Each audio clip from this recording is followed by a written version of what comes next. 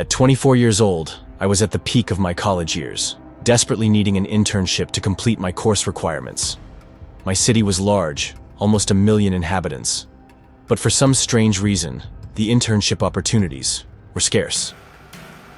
That's when a friend of mine called me, telling me about an opening at the Public Works Department in a neighboring town. The position was available immediately, and without hesitation, I accepted. The only thing that bothered me was that the fastest way to get there was by train. But I've always had an aversion to trains. I'm not sure why. Maybe it's the noise of the tracks, or how the journey never seems to end.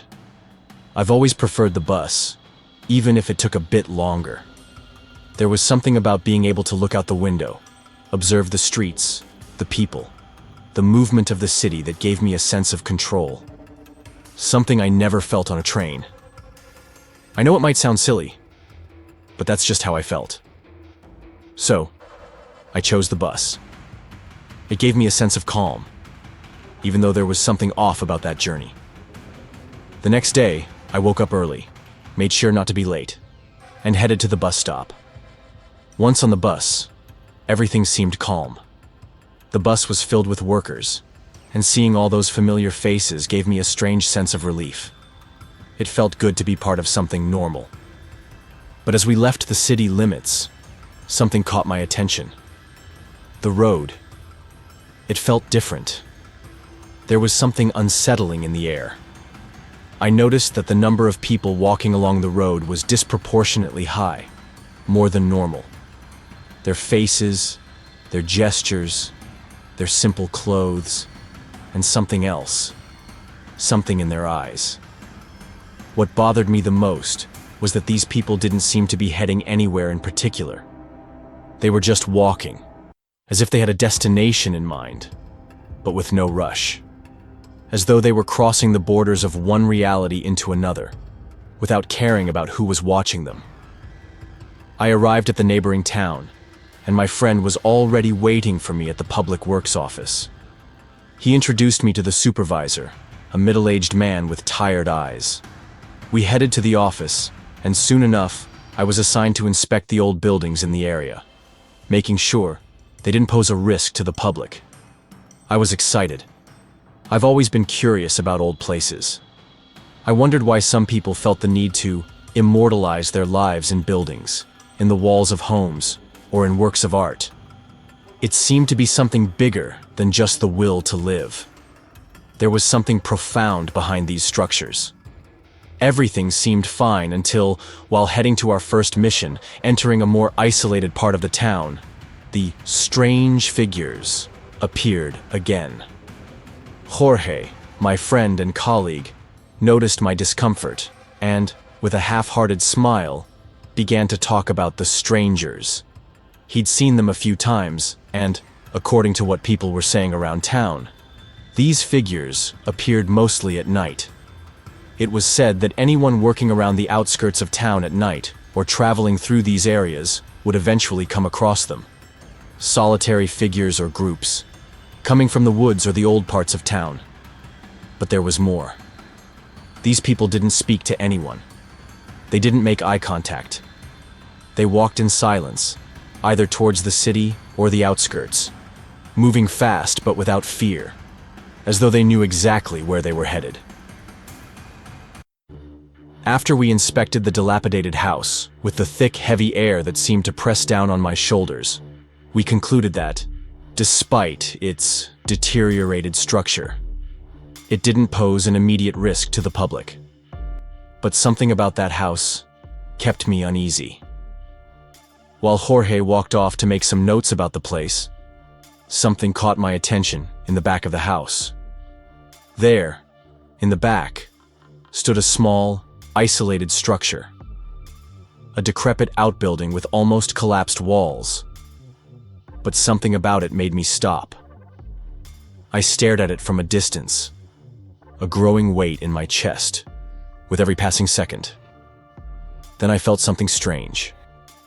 Something moved inside the building, and my breathing quickened. I looked again, but everything was still, as though nothing had happened. The tension consumed me, but my curiosity was even stronger. I kept my gaze fixed. And then, I saw it. There was no doubt. Someone was inside, hidden in the shadows. The weight in the air was palpable. It wasn't just the house. It wasn't just the place. Something about that building, or maybe what was inside it, felt like it was calling me. And it was something I couldn't ignore. Jorge finished his notes and, unaware of what was going through my mind, said that it was getting late and we should leave. He made his way toward the exit, waiting for me to follow. But for some reason, my feet were planted firmly in that spot. I was hypnotized by whatever was in the back of that house. Were they the strangers? Or something worse? Jorge looked at me with a sarcastic smile and said, "You must be starting to see things. I'll head to the car and finish the report. Don't take too long, okay?" I watched him leave, and the strange feeling of needing to investigate the back of the house only grew stronger. I couldn't resist anymore, the feeling that something had to be uncovered. I made my way to the outbuilding, feeling the tension increase with each step. The air seemed denser, as though something was watching me. The shadows of the house, the silence. Everything felt more oppressive than usual. When I reached the door of the isolated room, I knew something was waiting for me there. The door creaked as I pushed it open, and inside, under the dim light of the afternoon, a figure sat in an old, broken chair. The man watched me without moving a muscle, his eyes fixed on mine, with an intensity that made me falter. He didn't seem human, and yet, it was impossible to deny that he had a human appearance. But there was something wrong with him. It was as if his presence didn't belong there, as though he wasn't part of that environment. My legs trembled, and my throat felt dry. I knew there was no turning back. Adrenaline surged through my veins. Who was he? The leader of the strangers? Or something even more sinister? Finally, with courage I didn't know I had, I spoke, my voice barely audible. "Good afternoon." He didn't respond. He just stared at me, his eyes boring into me with a depth that seemed to pierce my soul. My words were swallowed by the intensity of his gaze. I didn't know what to do or what to say. He didn't move. His clothes, though old and worn, seemed imposing in some way. There was an aura of authority around him, as though he were someone far more powerful than I could understand. He looked like a count from a lost time, someone from another world, a being who shouldn't exist there. I had to swallow hard, and, with effort, I said, "Who are you? What are you doing here?"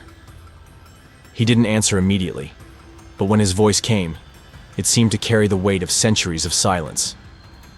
"My name doesn't matter to you," he said, with a tone that was empty, yet firm. "You wouldn't understand it, but you can call me Not." The word echoed in my mind.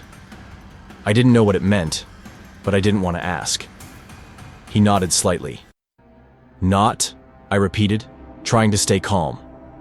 But the word seemed to invade my thoughts, bringing a strange feeling. He looked at me, his eyes unreadable, and said, "Yes, but you can call me whatever you like." Those words were laden with something I couldn't comprehend, but something in my mind told me he wasn't lying, that Not was in fact who he said he was. My mind was a mess of questions, but I managed to ask another. "What are you doing here in a place like this? So desolate?" He looked at me as if he'd been waiting for that question, then answered, as though it were trivial. "I'm working. I come here every day, stay for a few hours. This is my place, my point of passage." I was completely lost, trying to understand what that meant. Working? I thought. How could he say that so calmly? "Are you the owner of the house? Or a relative of someone here?" I asked, not knowing what else to ask, but feeling like I needed to know more. He gave a cold, almost imperceptible smile. I'm not the owner. I'm just a worker." Now I was even more confused. If he wasn't the owner, what was he doing here? And what did he want from me? "Where are you from then?" I finally asked, my mind trying to connect the dots. "You don't seem like you're from here." He stared at me as if he expected that question, as if he knew it was coming. "From Zarathiel," he replied with a chilling calm. Zarathiel. The word hit me like a blow, and my body froze. I swallowed hard, trying to understand what that word meant. What was Zarathiel? The word echoed in my mind, but I couldn't fully process it. "Zarathiel?" I murmured, feeling a knot tighten in my throat. "Is it a place? A dimension? The Umbra? Hell?" He looked at me without rushing to answer, as if he was evaluating my question. The tension in the air seemed to grow with each passing second, as if the answer he was about to give me was something I shouldn't hear. Finally, he spoke, his voice calm, but carrying a weight that made every word sound even more enigmatic. "Yes. And no. Zarathiel is complicated. It's not easy to explain to someone from outside. It's something beyond your understanding. It's not a world, it's not a dimension, but at the same time, it's all of that." I tried to process his words, but they didn't make sense. Everything he said seemed confusing, and at the same time absolutely clear, as though he were talking about something I should already know, but couldn't understand. "What is Zarathiel?" I was more direct now. "Is it another world?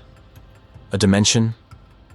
"Zarathiel is a point, a limbo between realities," he continued, as if guiding me towards something I wasn't capable of seeing yet. "You're almost touching what it is, but at the same time, it's out of reach. Here and there. Everything at once." The weight of his words was crushing me. My mind struggled to comprehend, but all I felt was emptiness. He was talking about something that couldn't be simply understood, but something inside me, in some distant part of my mind, felt that there was more to this story. Something unsaid, something I would have to accept. "Why are you here?" I didn't know what to ask anymore. "Why come to a place like this?" He smiled, but it was a sad smile, almost like pity. "Because here, despite everything, it's better. But there is much worse. We're looking for something your world can't offer us. Pain, loneliness, we all know it. And those who come, those who cross, they're looking for something better." The weight of his words began to crush me. I was terrified, more than anything.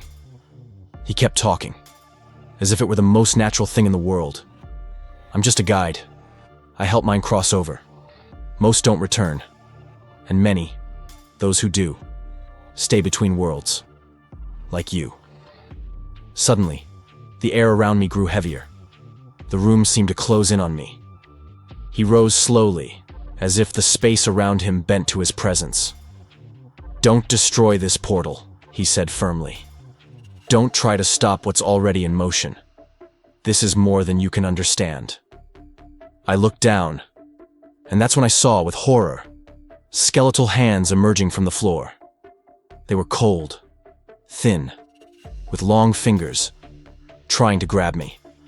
The pressure increased, and I could barely breathe. He moved closer, and his voice sounded almost like a whisper. "Stay here until tomorrow. You'll see what happens during the night. Your mind might not handle what you'll witness." The feeling of panic overwhelmed me. The fear was so intense that I screamed. At the same instant, a familiar voice came from the back. "What's happening to you?" It was Jorge. I looked at him, and pointing at Naught, Jorge looked around and said incredulously, "I don't see anything. Are you?" But Naught was no longer there. The picture of the former owner of the house was empty. Was I going crazy? Did it all just pass by in my imagination? Jorge pulled me out of the house, not understanding anything, and my phone vibrated incessantly. Call after call from Jorge went unanswered. Was I really losing the line between the real and the impossible? I left the house behind, but something inside me remained there. The experience with Not echoed in my mind, like a distant echo that wouldn't stop. Even when I physically left the place, I couldn't shake the feeling that I had crossed an invisible line. The house, with its ruins and shadows, seemed to continue watching me, and the presence of Zarathiel still lingered in every thought. I no longer knew what was real. Everything had mixed. The house, the beings, what I felt, what I saw. The reality around me seemed to fail in ways I couldn't understand. Not's words were etched in my mind like a spell. You're touching what is, but at the same time, you're out of reach. I wanted to forget. I wanted to deny it, but I couldn't. The city in the distance seemed farther now, like a memory, not a tangible reality. The faces of people, the streets, everything was distant, distorted, as if I had been transported to something different, something I couldn't fully comprehend. What I had seen, what I felt, there was no explanation, but there was something more inside me.